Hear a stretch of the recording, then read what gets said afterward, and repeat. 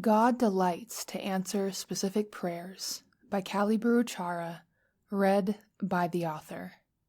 Callie Buruchara, M.A. in Education, is a software engineering student from Hagerstown, Maryland, United States.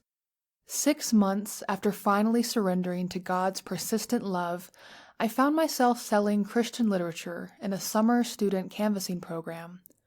During these intensely difficult, refining, and glorious weeks, I learned the cornerstones of walking with Christ. I would drag my battered and exhausted body out of bed an hour early to study the Bible. Through those mornings and conversations with mentors, I grew to love studying the Bible. What about prayer? But another essential, prayer, eluded me. I would go through the motions, but I still did not sense God's presence. I was still learning about His love, so to believe that the author of humanity cared about my day seemed too incredible to believe. The program leaders kept emphasizing praying for specific things. I always shied away from this, which shielded me from being disappointed. But I didn't know it also kept me from intense blessings. As the last 2 weeks of the program began, I decided to give prayer a try.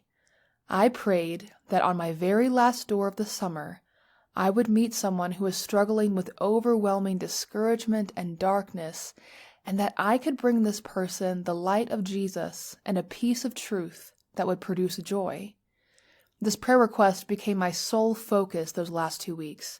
I even fasted for 48 hours, something I had never done.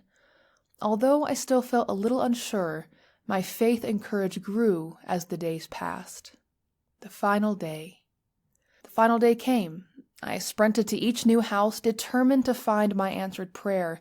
Instead, it seemed as though every rude person in the world lived on my assigned streets. Barely any books left my hands that day. And as the sun set, so did my hopes. I had been so convinced, but I was more confused than sad. Had I prayed incorrectly? The next morning, our leader had a surprise for us. We were going to work one more day at a random location for a few hours on our way back. My hopes hesitantly rose. Is Jesus really going to answer this prayer in a random town? We each chose random streets, although we prayed as we did. Hours passed. I knocked at my next house, and an older man opened the door. His eyes were red and swollen. It looked like he had been crying for weeks. I started to share about our books, but asked him what was wrong instead. He shared that his wife of decades had suddenly died, not even a month ago. He told me about her hobbies, her laugh, and her love of cooking. Then he seemed to suddenly remember why I had knocked on his door and asked me if I had any books about heaven. Quote, "Not specifically, why?" end quote, I asked.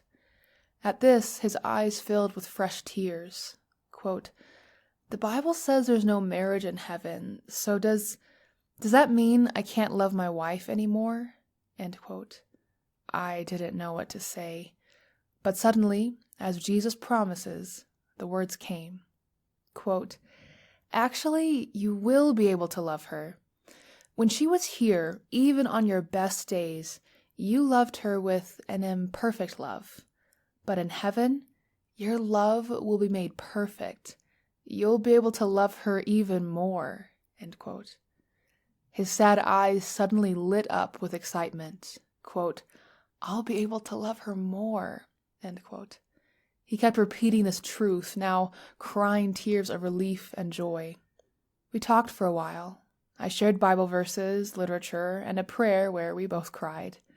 As I turned to leave his house, my leader was waiting for me. Jesus even answered the smallest detail. That man's home was my last house.